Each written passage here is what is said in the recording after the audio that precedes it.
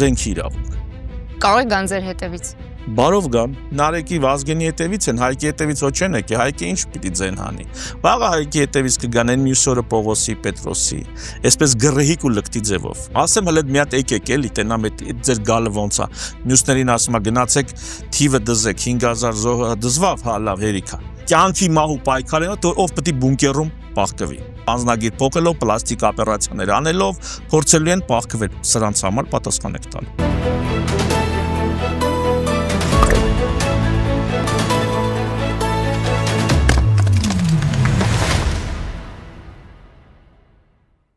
Բարև ձեզ, դուք դիտում եք հարցեր կան հաղորդումը, այսօր հարցեր կան հիմնադիր զավակներ նախաձեռնության համահեղինակ Հայկ Մանասյանին, բարև ձեզ։ Բարև ձեզ։ Շնորհակալ եմ, որ այստեղ եք։ Ես եմ շնորհակալ հրավիրելու համար։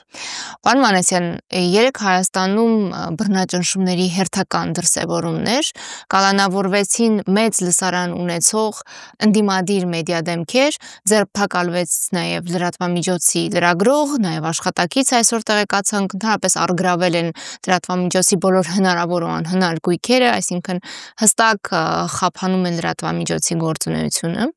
Անգամ մամուլն է ահազանգում, որ Նիկոլ Փաշինյանը շարունակելու է բռնաճնշումների այս ալիքը եւ ել ավելի մեծ ընդգրկում է ունենալու, ավելի մեծ ծավալ է հասնելու, եւ այս պայմաններում կարելի է կանխատեսել, որ արտահերթ թե հերթական ընտրություններին մասնակցելու են Նիկոլ Փաշինյանը եւ Արամ Սարգսյանի հավաքականը։ Դուք այն մարդկանցից եք, որոնք ասում են, որ ակնկալիքներ այո կարելի է ունենալ ընտրություններից, ասում եք առաջին քայլը ընտրությունն է, եթե կեղծվի եւ վերընտրվի այս իշխանությունը, ապա ժողովուրդը կլուծարի կառավարությունը։ Հիմա այս պայմաններում, երբ Նիկոլ Փաշինյանը որևէ կարմիր գիծ չունի եւ բոլոր հնարավոր անհնար գործիքներով թիրախավորում է ընդդիմադիրներին, այս պայմաններում ինչ ակնկալիքներ ունեք արդար ընտրություններ կազմակերպելու։ Հարցը շատ մեծ էր, եթե վերջից գամ շատ արագ, ոչ թե հույս ունեմ ընտրություններից, այլ մնացած բոլոր տարբերակներից հույս չունեմ, ոչ մի մնացած, բայց եթե հնարավոր է մի բան, ինչ-որ բանել այլ տարբերակներով անել, օրինական իհարկե սահմանադրական մարդու հիմնական իրավունքների շրջանակներում, առանց խախտելու այդ իրավունքները, եթե հնարավոր է դա անել, ապա միայն ընտրություններից հետո, թե կուզեք կասեմ ընտրությունների հաջորդ օրը, այդ հաջորդ օրը ոչ թե հենց իրոք հաջորդ օրը, բայց դրանից հետո, այսինքն ընդհանրապես ես սիրում եմ այդպիսի կոնցեպտ եմ ներկայացնում, հաջորդ օրվա կոնցեպտ, այսինքն եթե մի բան ուզում ես, շատ ես ուզում, ինձ ասալ հաջորդ օրը, հասար հաջորդ օրը, կամ չհասար հաջորդ օրը, այսինքն միշտ հաջորդ քայլը, ինչա լինելու հաջորդ քայլը։ Ահա այլ տարբերակներ հնարավոր են քննարկել միայն ընտրությունները իշխանությունների կողմից ապականելու դեպքում, այսինքն հաջորդ օրը։ Մինչ այդ այլ բան չկա անելու։ Սա իմ պատկերացումը։ Հիմա վերադառնամ բռնաճնշումներ կոչվածին, որոնք մի քիչ ծիծաղելու է իհարկե Նարեկ Սամսոնյանի եւ եւ Վազգենի մասին է, չէ՞ խոսքը, Նարեկի եւ Վազգենի։ Ես իրենց անձամբ չեմ ճանաչում։ Մի անգամ իմ աջակցությունը հայտնել եմ իրենց որպես խոսքի ազատության, երբ որ իրենց անցած անգամ ձերբակալեցին, էլի իմ աջակցությունը հայտնել, թե իրենց չեմ ճանաչում, թե իրենց խոսքերի կարամ ասեմ 50%-ի հետ համաձայն չեմ, բայց կամ 10%-ի հետ համաձայն չեմ, այդ էական չի։ Բայց այն գեր խոսքի ազատությունը, դա գիտեք ինչ տեսակ բան է, ուզում եմ երկու բառով դրա մասին ասեմ, էլի, տեսեք, ուրեմն հին հույները, որոնք այս դեմոկրատիայի հիմնադիրներն են կամ ամենալավ օրինակներն են, հին հելենները, հա, հին հույները, որ նրանց մոտ ուրեմն եղել է մահվան են դատապարտել Սոկրատեսի համար։ Ինչի համար։ Սոկրատեսին մահվան են դատապարտել հենց այլ աստվածների փրթեպաշտելու համար եւ երիտասարդությանը այլասերելու համար, որտեղ երիտասարդությանը սովորացնում էր հարցեր տալ, հարցեր բարձրաձայնել, մտածել էր սովորացնում։ Այս մտածելը, որպես երիտասարդներին այլասերում էր գնահատվել իրենց հանրության կողմից, աթենացիների կողմից, իսկ բանը քննադատել գործող գերիշխող արժեքները, այդ թվում հավատին դավանանքին վերաբերվող, սա այլ որպես անաստվածություն էր որակվել։ Եվ իրեն ենթարկեցին մահապատժի։ Հետագայում արդեն ավելի ուշ նրա աշակերտներ, նրա դպրոցի կամ գործի շարունակողներ անընդհատ այդ հարցը վերցրել դրել են, թե մենք ոնց կարող էինք այսպես վարվել։ Եվ խղճի դավանանքի ազատությունը եւ խոսքի ազատությունը այդ օրվանից խոսքի, խղճի, դավանանքի, համոզմունքի ազատությունը այդ օրվանից դա գիտեք ինչ կարգի ինդիկատոր է, տվյալ հանրությունը գահավիժում է դեգրադացիայի ճահիճը, թե տվյալ հանրությունը ազատ է, մտածում է ազատ, խոսում է ազատ, գործում է ազատ, հարգելով այլոց այդ նույն ազատությունը այլոց մեջ հարգելով։ Միացյալ Նահանգների անկախության հռչակագիրը, այնուհետև հաջորդող սահմանադրության մեջ, երբ որ մարդու իրավունքներ էին ֆիքսում, մարդու եւ նահանգների իրավունքները, առաջի իրավունքը, տեսեք Սոկրատեսից սկսեցինք ուր հասանք։ Միացյալ Նահանգների սահմանադրություն։ Դա խոսքի, դավանանքի, համոզմունքի, մամուլի ազատությունն է։ Առաջի իրավունքն է։ Չկա այս իրավունքը, չկա մարդկային ոչինչ։ Մնացածը դրանք ֆիզիոլոգիական, չգիտեմ, որոշ չափով կենթանական, իդեպ ես դա վիրավորական չեմ ասում, ինձ համար կենթանականը դա շատ բարձր բան է, էլի։ Բայց սկիզբը, ֆունդամենտը, հիմքը բոլոր տեսակ իրավունքների, գալիս են խոսքի, համոզմունքի, դավանանքի ազատությանը։ Եվ երկրորդ հոդվածը, էլի Միացյալ Նահանգներ եմ գնում, ասում է զենքի իրավունքն է։ Ինչու առաջինն է, երկրորդն է, որովհետև եթե առաջի հոդվածը խախտվել է պետության կողմից, Միացյալ Նահանգների սահմանադրությունը դա պետության կողմից, ասում է չի կարող սա խախտվի, այսինքն Նիկոլ Փաշինյանի կողմից, Ալեն Սիմոնյանի կողմից, սա չի կարող խախտվի։ Եթե խախտվում է ինչ, ասում է դիմի իշխանություններին, իշխանություններն են խախտում, ինչ, երկրորդ հոդված, զենքի իրավունք։ Կարող է գան ձեր հետևից։ Ես ընդամենը փաստ եմ արձանագրում, բարով գան։ Երկրորդ հոդվածը զենքի իրավունք։ Համառոտ ասած, այնտեղ մի քիչ ավելի երկար է գրած, համառոտ, կարճ կոնկրետ։ Հասկանում եք ոնց է լինում երաշխավորված իրավունքը։ Երաշխավորված իրավունքը սենց է լինում։ Ես հենց այսօր Ֆրանսիայում գործում է սահմանադրական օրենք, ակներեք, սահմանադրական փաստաթուղթ, սահմանադրության ուժ ունեցող փաստաթուղթ մարդու եւ քաղաքացու իրավունքների հռչակագիրը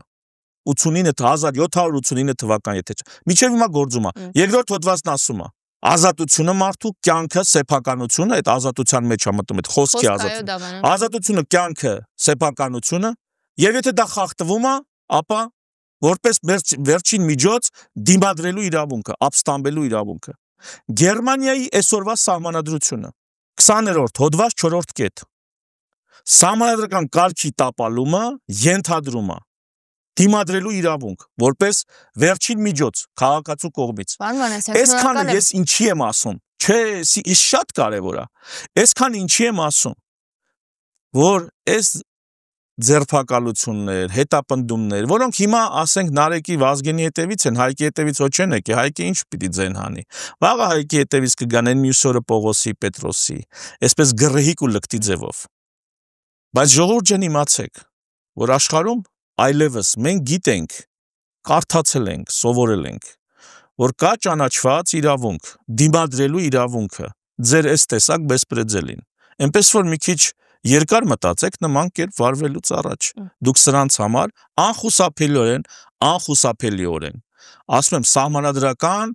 առանց մարդու իրավունքներն ու սահմանադրությունը խախտելու։ Դուք սրա առաջ պատասխան եք տալու, սրանց համար պատասխան եք տալու։ Մարդու իրավունքներին օբյեկտիվորեն հղում տվեցիք, հետաքրքիր է այն շրջանակները Հայաստանում, որոնք այդ թեմաներով գրանտներ են ստացել եւ շարունակում են ստանալ, այդ թեմաներով իրենց համարում են առաջամարտիկներ, մշտապես արևմուտքի մասին են խոսում, գերակա իրավունքների, երեք տեղի ունեցածի վերաբերյալ կամ լռում են, կամ մի բան էլ խրախուսում են։ Այսինքն լրատվամիջոցի գույքը առգրավել են, լավ, շտատիվը, տեխնիկան, ինչու եք տանում, ինչու եք խափանում լրատվամիջոցի աշխատանքը։ Ես փորձեմ մի հատ վերանայել, քաղաքացիական հանրություն կոչվածը, չէ՞ որ այդպես քաղաքացի։ Ես այս վերջերս էլի մի զրույցի մեջ այդ հարցը տվեցի, իսկ այդ քաղաքացիական հանրույթը ինչի պետք է իրան պահի սովորական բանից անտեղյակ կամ սովորական հեշտ ոգևորվող կամ ինչ-որ մեկի համակիրը դարձող քաղաքացուց տարբեր։ Ով ասեց, ընդհանրապես նրանք ինչ լեգիտիմություն ունեն ներկայացնելու ինչ-որ հանրության առանձին տեսակ։ Հասկացա, հասարակական կազմակերպություն սարքի, հասկացա, ինչ-որ ֆոնդերից է ֆինանսավորել։ Հա եւ նրանք ինչ անտրվել են, ինչ-որ միտեղ գրանցված են որպես ավելի կարմիր է իրանց արունը, իրանց խելքն ավելի հասուն, իրանց ազնվությունն ավելի մեծ, ով ասեց։ Փող են տվել, հա, դրա դիմաց այդ մարդիկ ինչ-որ ակտիվություն են ցույց տվել։ Աշխարհում այնքան մարդիկ կան, փող են վերցնում, դրա դիմաց ինչ-որ ակտիվություն են ցուցաբերում։ Դուք կարող եք հասկանալ փողը վերցնելու եւ ակտիվություն դրսեւորելու հնարավոր բոլոր տարբերակներն ու ամբողջ սպեկտրը ձեր երևակայությունը մի սահմանափակեք։ Փող վերցնել դրա դիմաց ինչ-որ բան անել։ Դա ինչ մի երևելի բան է, որ դուք հույս ունեք, որ այդ մարդիկ այսօր ուրիշ ձև իրանց կպահեն կամ կխոսեն այդ իրավունք, իսկ փող տվել են դրա համար իրանց։ Փող տվել են, որ վեր կացեք, խոսեք, այ հիմա գնացեք բողոքեք բանի համար, որ լրատվամիջոց են։ Ինչի համար, չգիտեմ էլ ինչի համար։ Պարոն Մանասյան, այս հարցը շատ կարևոր է, որպեսզի ի վերջո Հայաստանում ձևավորվի ազգային շահը եւ արժեքները կարևորող քաղաքացիական հասարակություն։ Այդպիսի հասարակության դերը չի կարելի նսեմացնել եւ թիրախավորել, որովհետեւ իրենք օրինակ գրանտներ են ստանում։ Ես նույնիսկ ազգային չի ասի։ Ասենք թող հատուկ ազգային չլինի, այլ սկզբունքային եղեք։ Ընկեր ջան, սկզբունքային եղի։ Դու ասել ես մարդու իրավունքներ, կարդացել ես այդ իրավունքները, սովորել ես, դավանում ես դա։ Դե ուրեմն դավանի ամբողջ քո հոգով, քո ամբողջ հոգով, քո ամբողջ սրտով, քո ամբողջ մտածմունքով։ Ոնց ես աշխատավարձի չափով։ Բա եթե դավանում ես, ապա դավանի միջև վերջ։ Եթե սկզբունքները քեզ համար իրոք սկզբունք են, ապա բավականաչափ սկզբունքային եղի։ Ոչ թե այս պահին սենց է հարմար, սենց ես պահում քեզ, ինձ հաճախ են մեղադրել, ասում են սրա օգտին ես խոսում, դրա, գիտես ինչի, որտեղ սկզբունքը չի փոխվում։ Ինձ մեկը, էդի, չգիտեմ, ընդդիմության, իշխանություն Այսինքն մարդու վրա թքել են, Ալեն Սիմոնյանը մարդու վրա թքել է։ Ինձ միևնույն է, դաշնակի վրա է թքել, կոմունիստի վրա է թքել, ՔՊ-ականի վրա է թքել։ Ինձ միևնույն է։ Եկա գլոխն առե, ավելի ուրիշ բաներ չասեմ, հա չէ, թե ասեմ հələ մի հատ եկեք էլի, տենամ այդ ձեր գալը ոնց է։ Եկա էշա,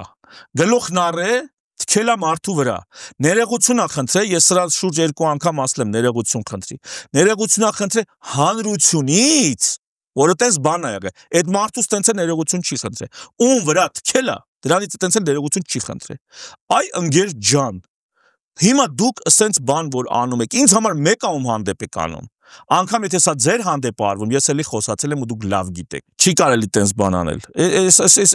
այս անթույլատրելի է, տեսեք, ինձ բազմաթիվ մարդիկ հայհոյանքներ են գրում, ես ասում դե լավ ասում եմ, հանրային եմ, չգիտեմ, խոսում եմ, ես խոսում եմ, ինքը չի կարող խոսա։ Ինձ հրավիրել է Լիլիթը, իրեն չի հրավիրել։ Դրա համար այդ մարդը մտնում է իրանց խոհանոցից, YouTube-ում, ասենք, ընդեք հայհոյանք ա գրում։ Դե հիմա ասում եմ, այդ մարդու ու իմ հնարավորությունները Լիլիթի պատճառով տարբեր են։ Լիլիթը ինձ հրավիրել է, իրեն չի հրավիրել։ Դա ինքը տակը հայհոյանք ա գրում։ Ենթադրենք, բայց լսեք ոնց է ընդհանրապես ժողովուրդ ջան, խոսքի ազատությունը այդ թվում հայհոյանք տալու։ Պետական այրերը իրենց ձեռքին իշխանություն ունեն մարդկանց հարկադրելու ստիպելու։ Օրինակ, Ալեն Սիմոնյանը, այսօր ինչի եմ իր մասին ասում, որտեղ ինչքան թվում իր բանով են, չէ, բողոքով են բանը, լրատվամիջոցը հետապնդման ենթարկվել։ Ուրեմն օրենք են գրում, չէ, իրանք իրենցով որոշում են։ Ես իրենց դեմ եմ քվեարկել կամ ես իրենց կողմ չեմ քվեարկել։ Իրենք օրենք են գրում, որը ես պարտավոր եմ անեմ։ Եթե ես չանեմ, իսկ կտուգանեն։ Եթե ես չանեմ, իսկ կբանտարկեն։ Այսինքն իրենք ունեն ուժային հարկադրման լծակ։ Ես ինչ ունեմ դիմադրելու։ Որտե մի հոգի Ալեն Սիմոնյանն է, մի հոգի ես եմ։ Ալեն Սիմոնյանը ձայն չի հավաքել, Նիկոլն է հավաքել։ Հասկանում եք։ Այսինքն Նաղլենը գնացել է Նիկոլով ա մտել։ Հələ Նիկոլին հարցնել առանձին պետքա քննարկվի։ Ոչ այս շրջանակում, այս շրջանակում չէ։ Հիմա նա պետությունը որպես պետություն կոչվածը, պետական իշխանավորը ինձ հարկադրելու 100 ձև ունի։ Այդ թվում ճիշտ, սխալ իրեն հետաքրքիր չի։ Ես էլ մենակ մոլոր չեմ կարող ապստամբեմ։ Հասկանում եք։ Ես չեմ կարող դիմադրություն ցույց տամ։ Ինչ կարող անի քաղաքացին։ Միայն բարոյական ճնշում գործադրի։ Ուրիշ ոչինչ։ Մարդու իրավունքների եվրոպական դատարանի մի շարք նախադեպային որոշումներ կան, որոնք ասում են, որ եթե պաշտոնյայի նույնիսկ զրպարտիչ խոսքը ասե, էլի չես կարող զրպարտելու համար այդ հաշտարակ քաղաքացուն, որտեղ նա բարոյական ճնշում է գործադրում, այդ թվում չափազանցնելով զրպարտության հետ նույն արդեն արվով գնացող քայլերի հասնելով, բայց այդ է իր ճնշման միակ ձևը, նա միայն կարա հայոյի,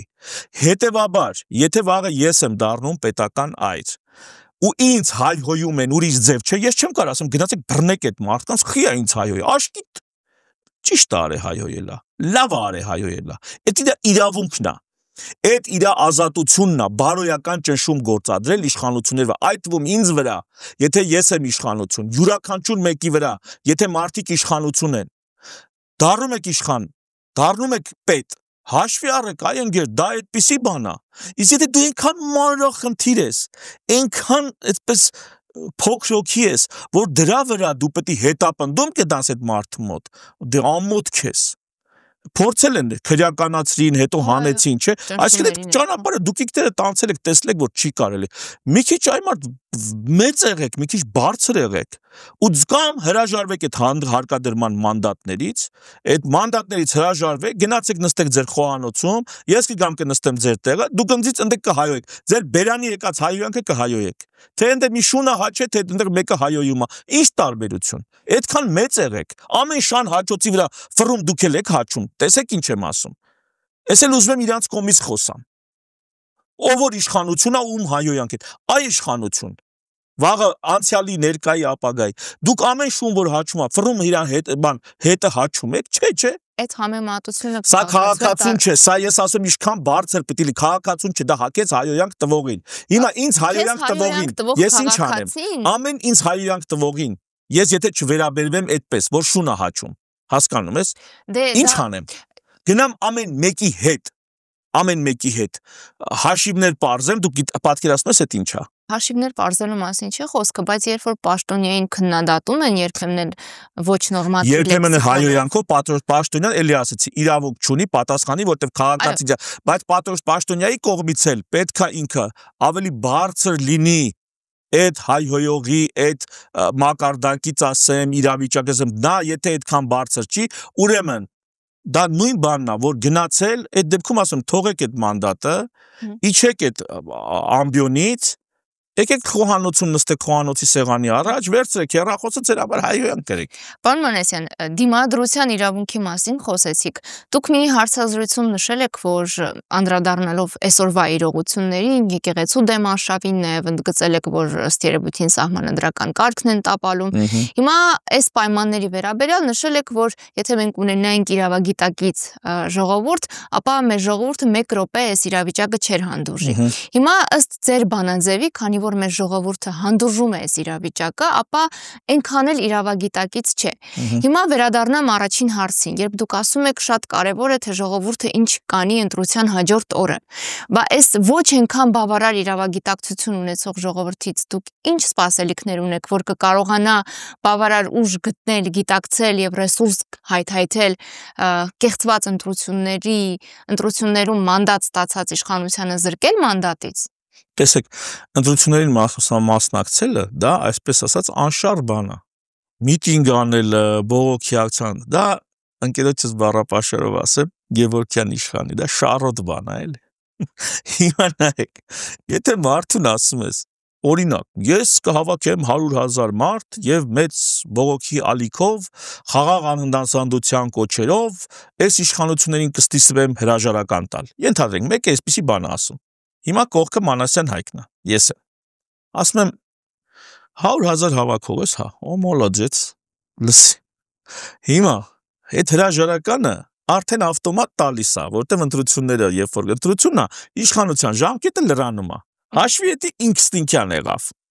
Էլ դու չես տիպում, որ հրաժարական, ինստինկտյան ժամկետը լրացավ։ Էսի մեկ, տես ուղակի ընտրություններն իրենց, ինչ մի հատ այսպես անշար ինստինկտյան բոնուսներ է տալի։ Երկրորդ,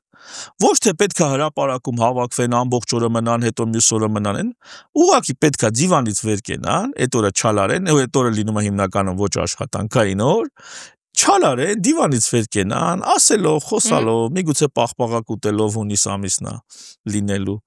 Գնան ընտրատարած, մտնեն, 2-3 րոպե իրենց նեղություն տան, մի հատ պտիչկա են դնում թղթի վրա, անվնաս, անշար, գցում են ծրարը ու դուրս են գալի։ Այսքան բան։ Բա եթե կեղծեն։ Եթե, տեսեք, այսքան տեղ չեն կեղծել, կեղծելու են ադմինիստրատիվ ռեսուրսով, լրատվական դաշտը մենաշնորելով, հնարավոր դիմադիրներին բանտարկելով, գործեր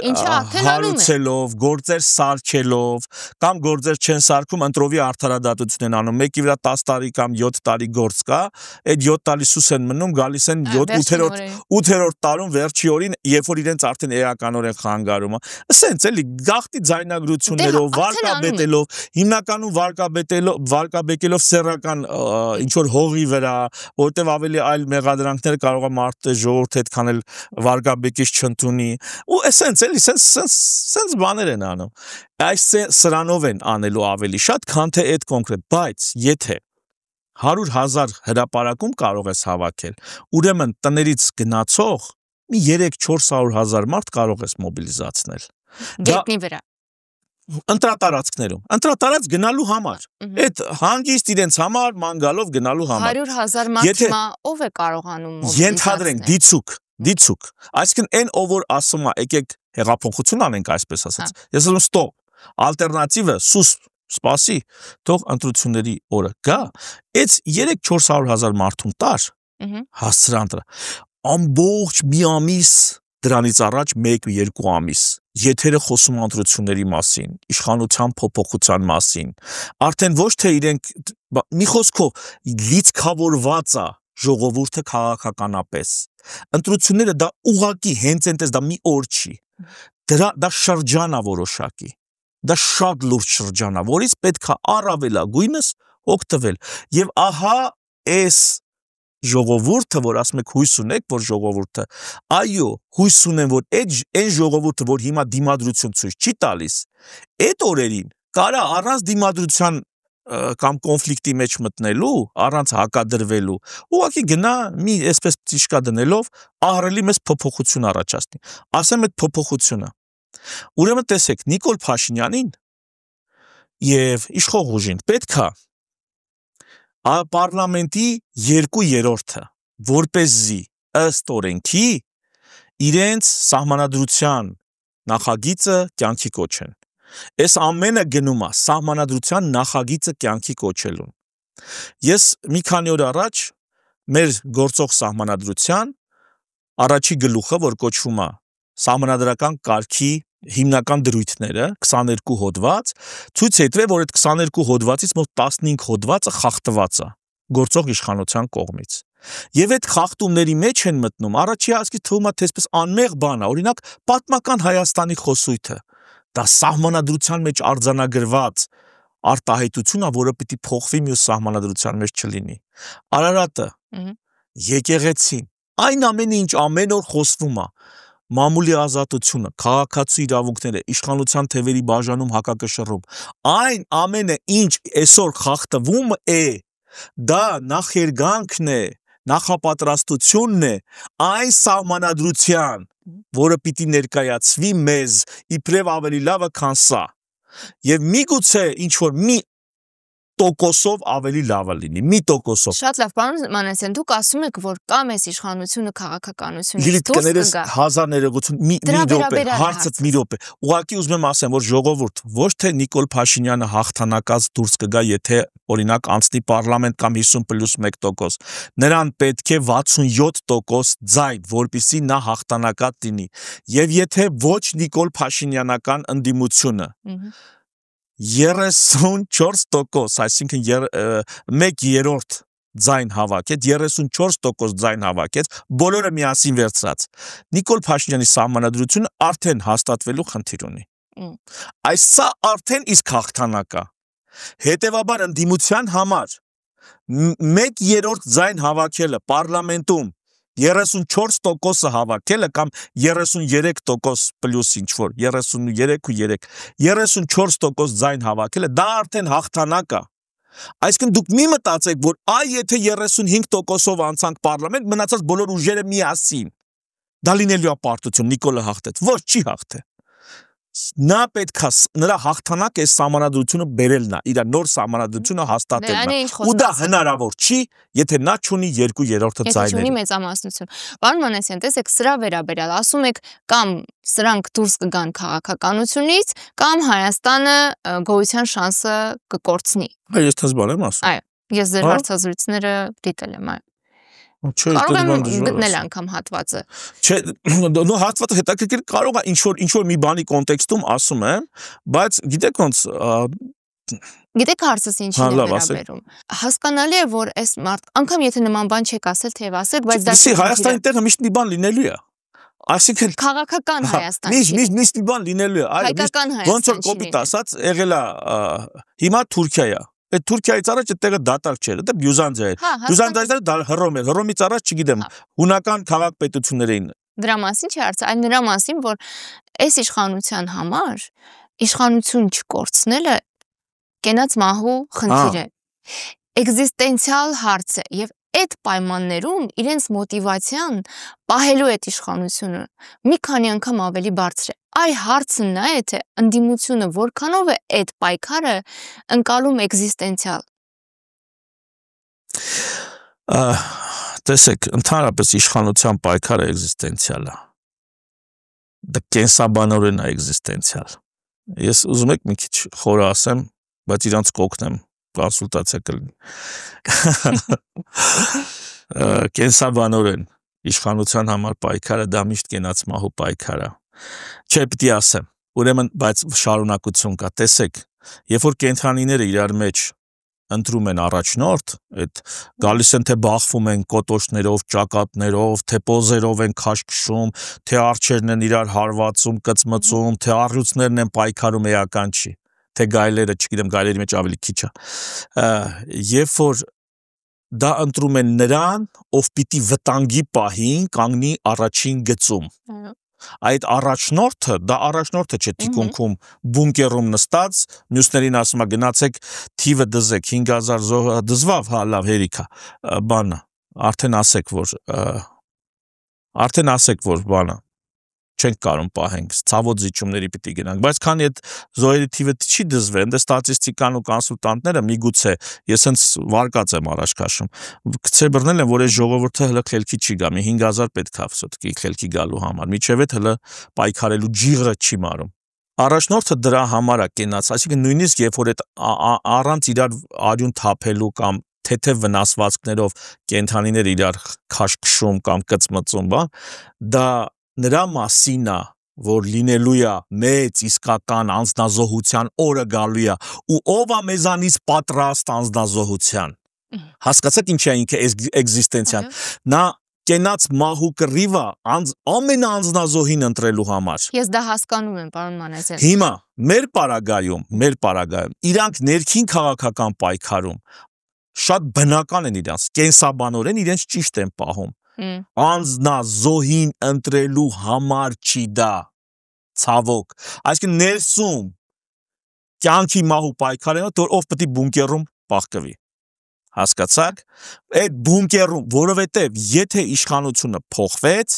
նրանք դատարանի առաջ են կանգնելու, չեն կարա չկանգնեն, ու հիմա ինչի իրանք թքած ունեն այդ դատարանում այդ հոդվածը, օրինակ, հա, բանը, ասենք Ամերիկայում տես բան կա, չէ, 100 տարի, 500 տարի մարդուն դատապահ, 500 տարի տալիս են, ցմահ չեն տալի, 500 տարի են տալի,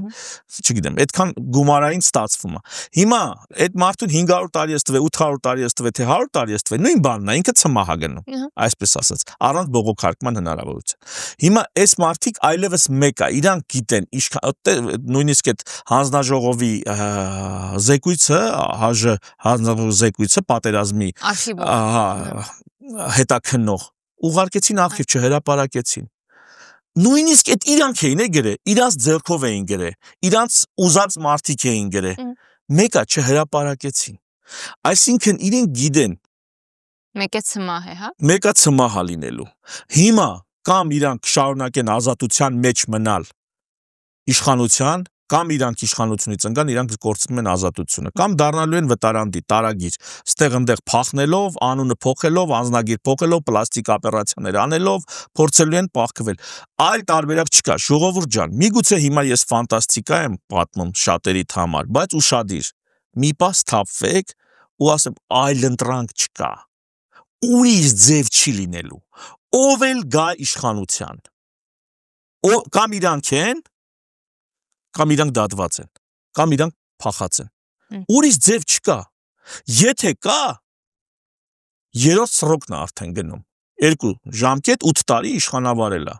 երրորդ ժամկետ են գնում, մի հատ է սահմանադրություն են փոխում, նոր հələ վերահիմնադրում են երկիրը։ Դուք շատ կարևոր հարցի անդրադարձաք առաջնորդության հարցին եւ ասում եք վաղվա առաջնորդներին փնտրեք մեր սերնդի մեջ։ Համարում եք, որ ձեր սերունդը առաջնորդական սերունդ է, խորհուրդ եք տալիս ձեր սերնդի մեջ փնտրել առաջնորդներին։ Ես հարց ունեմ։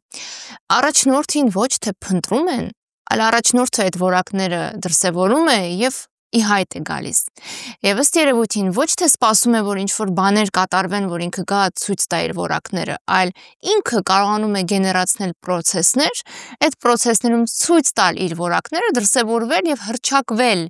ընտրվել իբրև առաջնորդ, ընկալվել իբրև առաջնորդ։ Հետևաբար սա կարևոր հարց է, ոչ թե պիտի քաստինգ հրավիրվի եւ քննենք ով է առաջնորդը, այլ այդ մարդը ինքը պիտի հայտնվի։ Մեկ եւ երկրորդ գուցե լեզվական ինչ-որ ուղակի շարադրանքի հարց է, բայց ինչու վաղվա առաջնորդներին։ Այսօր է մեզ առաջնորդություն պետք։ Այսօրվա առաջնորդները իրենց ծև գործը անում են, էլ ինչ այսօր, ինչ լինի վաղն է։ Մեզ այլ առաջնորդ է պետք այսօրվա համար։ Նախ սերնդի համար, որովհետեւ ավակ սերունդը իրոք թոշակ գնալու է։ Ավակ սերունդը կարա լինի խորհրդատու, կարա լինի ավակ ընկեր, բայց ավակ սերունդը այլևս առաջնորդելու իրոք իրենց հերիքա, ինչքան առաջնորդել են կամ ինչքան չեն առաջնորդել հերիքա։ Հիմա արդեն մեր սերունդ ես 45 տարեկան եմ, ես խոսքը ասեմ 50-55 տարեկանների մասին եմ ասում, դա փոքր տարիք չի էլի, այսինքն բա ինչ ասեք 25 տարեկաններին ասեմ, այսինքն ուզած չուզած, ես դա խնդիր չեմ տեսնում, այսինքն մենք ոչ թե առաջնորդների սերունդ ենք, չնայած էդ էլ կա, բայց դա արդեն մի քիչ ավելի գեղարվեստական հարցի կողմն է, որ մենք այն սերունդն ենք, որը եւ այլն։ Եվ ոչ միայն մենք, ես 89-ին եմ, 80 թվին եմ ծնվել, բայց ես այդ օրինակը այսպես եմ բերում, ասում 90-ականներին ծնված 90-ականներին, ինձանից 10-15 տարի հետո ծնված երեխաները, դրանք առաջին Արցախյանը հաղթանակած հայրերի եւ այդ ցուրտն ու մութը իրենց կամքով ու ջանքով հաղթահարած մայրերի սերունդն են, այն նրանցից են սերում, ես նրանց եմ ասում որպես հատուկ ազնվական արյունով սերունդ, եթե անկեղծ, ես նրանց եմ, այդ նրանք են, ասում եմ չի կարա այդ հղացումը, որ այդ անձնազոհ հորից ու այդ տիտանական ջանքեր գործադրող մորից էր լինում այդ գիշերը, այդ հղացումը չի կարա, կներեք սուրբ ծնունդ չլինի, հասկանում եք, այդ Վահագնի ծնունդի պես մի բան է, երկներ երկինք, երկներ երկիր, երկներ եւ ծովն ծիրանի, այդ տեսակ ծնունդը, բայց դա 90-ականների ծնվածն է, ես 80-ին եմ ծնվել։ Համենայն դեպս սա չի կարա, ես ասում եմ չեն կարա, մեր չի չորացել այս ազգի արգանդը, էլի անհնար է, դա վերջ առաջ լինելու է։ Այդպես Ինչու ահա այս սերունդը եւ ինչ եմ ես ասել ու կրկնում եմ այդ եւ մյուս բաժինը հարցի ոչ թե պիտի փնտրենք որ պիտի նրանք դրսևորվեն ուշուշ են գալիս բայց ոչ ուշացած գալիս են նրանք ճիշտ ժամանակին եւ ժամանակից առաջ են ընկնում ու դրա համար չեն դերում նրանց հատկապես այս վերջի դրվագ ու դրանց այդ առաջնորդները ավելին ասեմ մի հոգի չի որ եկել է ժողովուրդ դուք չեք ներում նրանց որտեղ նրանք ժամանակից առաջ են ընկնում Դուք չեք ներում նրանց, ախր մեր ժողովուրդը, արդյոք սկիզբը գիտես որտեղ է, ժողովուրդ պետությունը դա, դուք պետություն ուզում եք, նայ, մենք սիրում ենք, մենք օրենքով հարաբերվել չենք սիրում, մենք սիրում ենք ավանդույթով հարաբերվել, մենք ինստիտուցիոնալ կապեր չենք սիրում, այսինքն ինստիտուցիոնալ քաղաքակրթական կապեր, մենք սիրում ենք համայնական կապեր, անձնապ ճանաչում են երկու հոգի իրար հետ շփվում են, եթե երրորդ անծանոթի հետ է շփվում, ապա ինչ որ միջնորդ կա, միջնորդ կա, որ ընդհանուր ծանոթներ, այսինքն մենք քաղաքակրթական ինստիտուտներից չենք սիրում օգտվել, օրենքը որպես կարգավորիչ չի, ավելի նույնիսկ շուկան մեր միջև տնտեսական հարաբերություններ չի կարգում, շատ հաճախ մենք փոխօգնությամբ ենք փորձում իրար լավություն անել, այսինքն ես քեզ դու ինձ ինչ որ մի լավություն, ինչ որ մի օգնություն, բայց տնտեսական ամոթ, ասենք փողից խոսալն ամոթ է կամ փողով հարաբերվելն ամոթ է։ Մենք արդյոք ուզում ենք այդ քաղաքակրթության այդ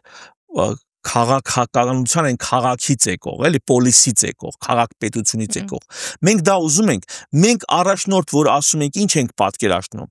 միտքս հասկանում, մենք հասկանում ենք, որ դա պիտի լինի այդ պետության առաջնորդ, դա այդ պետությունը որն է, մենք ինչ տեսակ պետություն ենք ուզում։ Ես հաղորդումից առաջ ասի, մենք հիերարխիկ կառուցվածք ենք ուզում, մենք այտենց ենք պատկերացնում, բայց չէ որ նորմալ պետությունը մանավանդ դեմոկրատական դա հետերարխիկ հարաբերություններ են, գոնե ամեն մակարդակում, եթե նույնիսկ հիերարխիան կա, այդ հիերարխիան անպայման խիստ գործում է հետերարխիկ հարաբերությունների վրա, հորիզոնական հարաբերությունների վրա, փոխադարձ զսումների եւ համակշռումների կամ հակակշիռների մեխանիզմների վրա։ Մենք այդպեսի բաներ չենք ուզում, մենք գիտեք ինչ ենք ուզում։ Մենք սրբերի ազգ ենք, ուղղակի իշխանություններն են պիղծ, պետքա բերենք սուրբ իշխանություններ ու բոլորս լավ կապրենք։ Տենց չի լինում։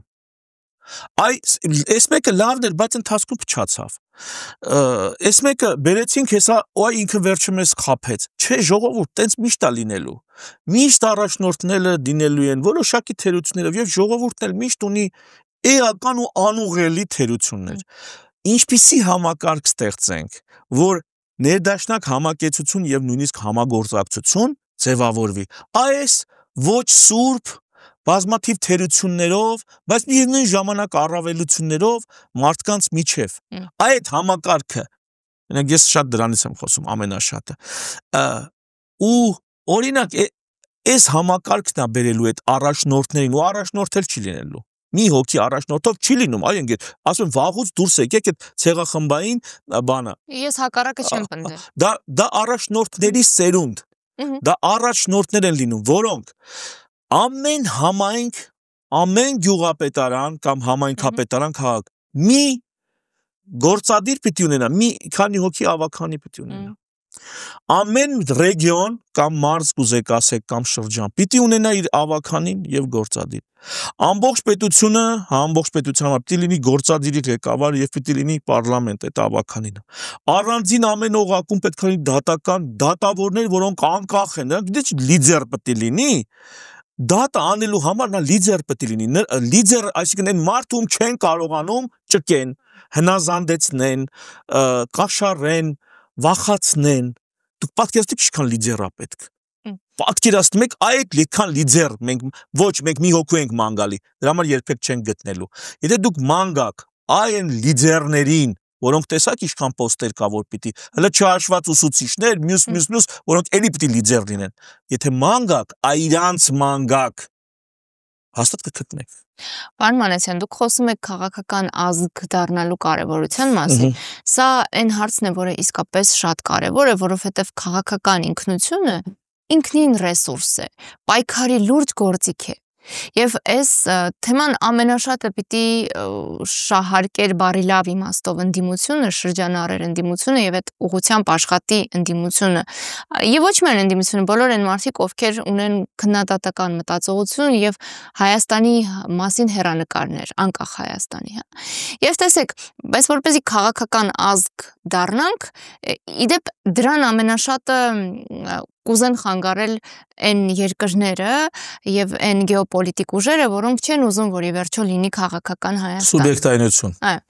Եվ դրան այդ ճանապարհին շատ կարեւոր է, որ զբաղվել քաղաքականությամբ եւ շատ կարեւոր է թե ինչ որակի մարդիկ են քաղաքականությամբ զբաղվում։ Եւ կարեւոր է որ ընդհանրապես քաղաքականությամբ զբաղվելը ընկալվի խիստ բարոյական։ Տեսեք,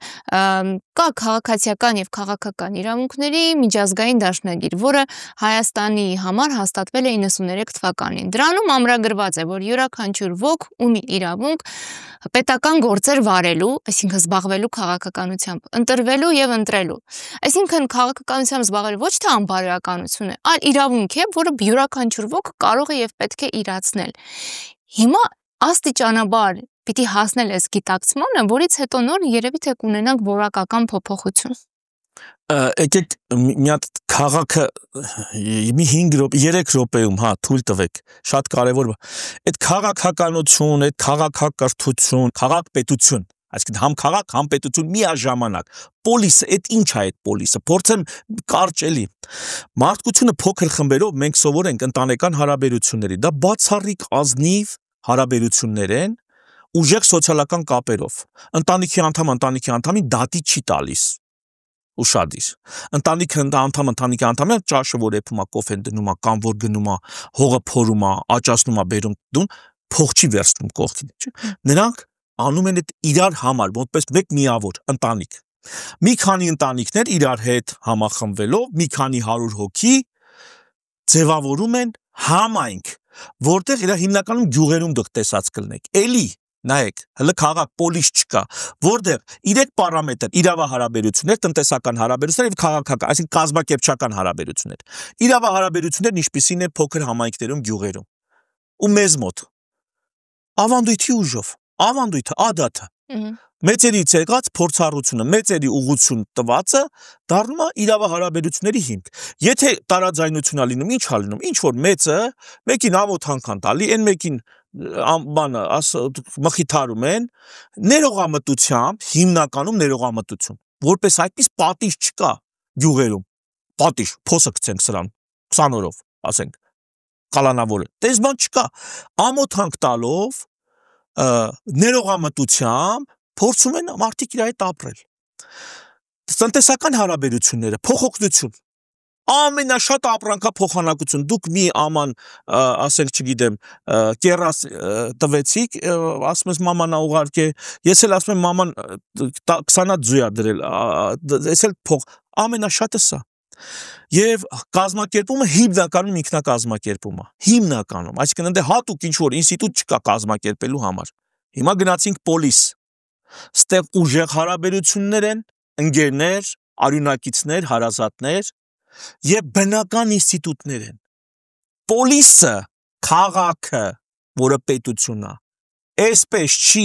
ամբողջ 1 միլիոն Երևան սենց է ապրում։ Այ հիմա ես ինչ պատմեցի, միջև այս պահը, որը վերաբերում էր փոքր համայնքներին։ Սա մի ամբողջ մայրաքաղաք մեր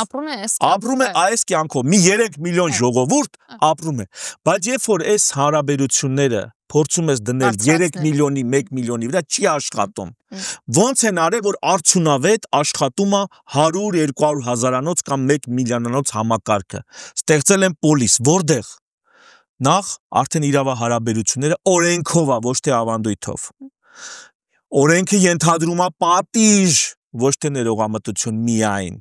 Ենթադրում է դատարան որպես ինստիտուտ։ Նայեք, օրենքի ինստիտուտ, օրենքը որպես դատարանը որպես ինստիտուտ, պատիժը որպես ինստիտուտ։ Տնտեսական հարաբերությունում կա շուկա որպես ինստիտուտ, փող որպես ինստիտուտ։ Մասնավոր սեփականությունն է ընդգծված, այնտեղ կոլեկտիվ սեփականությունը ավելի տենց ընդունելի է, որպես ինստիտուտ։ Եվ կազմակերպչական հարաբերությունների համար կա պետի ինստիտուտ։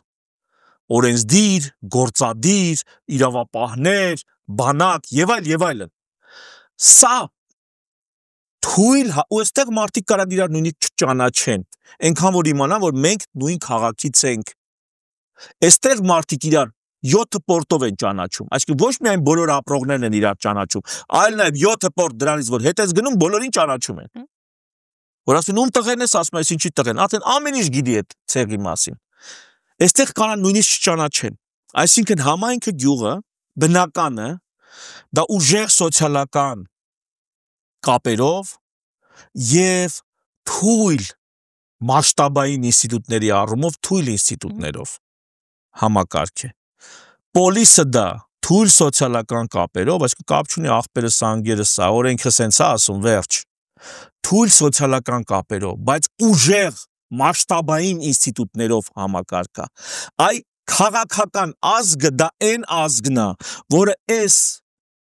վիճակից կառուցել է այս վիճակը։ Մենք մի միլիոնոց քաղաքում հələ չենք հասել, դեռ չենք հասել այս ուժեղ ինստիտուտների, տնտեսական, իրավական, քաղաքական, պետական ինստիտուտների հասարակական այս ուժեղ ինստիտուտների գոյությանը չենք հասե։ Քաղաքական ազգը այսպես է կազմակերպված, այս մեծ ինստիտուտներով, մասշտաբային։ Մենք մշակութային ավելի շատ, այս համայնքային պատկերացումների վրա ենք։ Ժողովուրդ, ստեղ պետք է գանք։ Այս սրան պիտի գանք։ Ես փորձեցի շատ մի հատ բարդ թեմա մի քանի րոպեում շատ պարզ բացատրել, բայց մինչև մենք չենք եկել, որ հասկանանք, որ ինստիտուտը ավելի կարևոր է, քան մեր արյունակցական կապը, ինստիտուտը ավելի չէ, ոչ թե ավելի կարևոր է, այլ ինստիտուտը շատ կարևոր է։ Այո, արյունակցական կապով չես կարող ասես, դե լավ ընկեր, հիմա ես իմ բարեկամն արի հերթը խախտեմ։ Ես իմ վրա եմ օրինակ վերեմ։ Այս հերթը խախտեմ, երկու հիվանդ սպասում է, բայց ինքը նոր, բայց իմ ընկերն է, իմ աղբեր։ Չէ, հակառակը։ Հենց իմ ընկերն է, իմ աղբերն է, ասում եմ լսի։ Ես այստեղ ոչ մեկին չեմ կարող սպասացնեմ քեզնից բացի։ Թույլ տուր ես բոլորին ճանաչեմ, հա, ասում է Հայկ ջան, արդեն գիտեն, էլի հարց չկա։ Որտեվ ես միայն իմ հարազատին, իմ սիրելիին կարամ ասեմ, խնդրում եմ դրությանս մեջ մտի սպասի, մինչև այս մարդկանց օտար են այս մարդիկ ճանապարհը, այսինքն նույնիսկ եթե օգտագործում ես ուժեղ կապերը, հարազատական կապերը, ինստիտուտները ամրացնելու համար։ Ինստիտուտների։ Շնորհակալություն եւ վերջում պարոն Մանասյան, տեսեք, վերջին ժամանակներում տեղի ունենում մի բան, որի պակասը կա ժամանակ առաջ։ Հիմա կա տենդենց որպես վարչապետի թեկնածու առաջադրվելու եւ դրանից չխուսափելու կոմպլեքսներ չունենալու այդ հարցի վերաբերյալ։ Օրինակ դուք եք առաջադրվում։ Ես ամենասկզբում եմ, հələ մեկին ասեք, որ ինձից առաջ ասե։ Երևի ոչ մեկ։ Բայց ինձ լավ չհիշեմ։ Բայց այդ տենդենսը դուք եք կարծում եմ հիմա տեսնում։ Ու նորմալ է։ Իհարկե, դա ինչով է պայմանավորված։ Քաղաքականությամբ զբաղվելու պահանջը պայմանավորված է Հայաստանի հանդեպ այդ մեծ պատասխանատվությամբ ու սիրով, թե սա ընդհանրապես ընտրություններից առաջ նախընտրական մոտիվացիա է։ Ինձ համար դժվար է դա ասելը, օրինակ երբ որ ես հայտարարեցի, որ ես ուզում եմ դառնալ վարչապետ, ասեցի վարչապետ կամ կաթողիկոս իդեպ, այսինքն առաջնորդեմ ժողովրդին, ասել եմ այն սիտուացիայում, երբ որ ասեցին դու երևի նպատակ ունեիր լինել առողջապահության նախարար, ասի չէ։ Ու որպեսզի համոզվեմ, որ ես համեստություն չեմ անում, ես շատ անհամեստ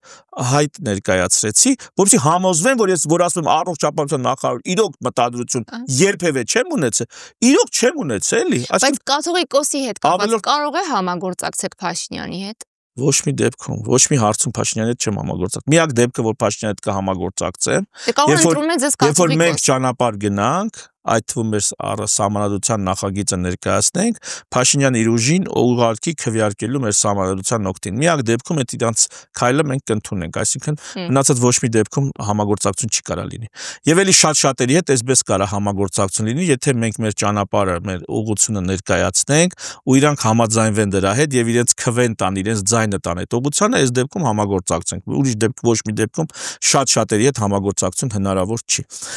Բայց երկրորդ դա ազնիվ է, հատկապես այն ուժերը, որոնք մեծ շարժում են ձևավորել, արդեն ահագին հրապարակային, բայց չեն ասում ում են իրանք, էդի ազնիվ է ժողովուրդ, ընդհանրապես ազնիվ են ասել թե։ Հա, ազնիվ է ասել, ասեք ում նկատի ունեք, որտեվ կարող է այդ ասելուց հետո էլ չձևավորվի, բայց դուք այս գլխից ասեք։ Եվ երկրորդ, ես գնում եմ, ասենք, չգիտեմ, ես ուզում եմ ձեզ հետ համագործակցեմ, բանակցություններ ենք վարում, այդ հարցը մնում է օդում կախված, վերջը այդ ո՞նց է որոշվելու։ Մեկ էլ կարող է 3 ամիս մենք իրար հետ բանակցենք, հայտ ներկայացնենք, միասին միջոցառումներ անենք, հարցազրույցներ տանք, մեկ էլ մի օր մի հատ այնպես տեխնացուի վրա է գալի մեր ընդհանուր որոշումը կանգնում, որ ոչ մի ձևով դա հնարավոր չի, անտանելի է, դա հնարավոր չի ընդունել։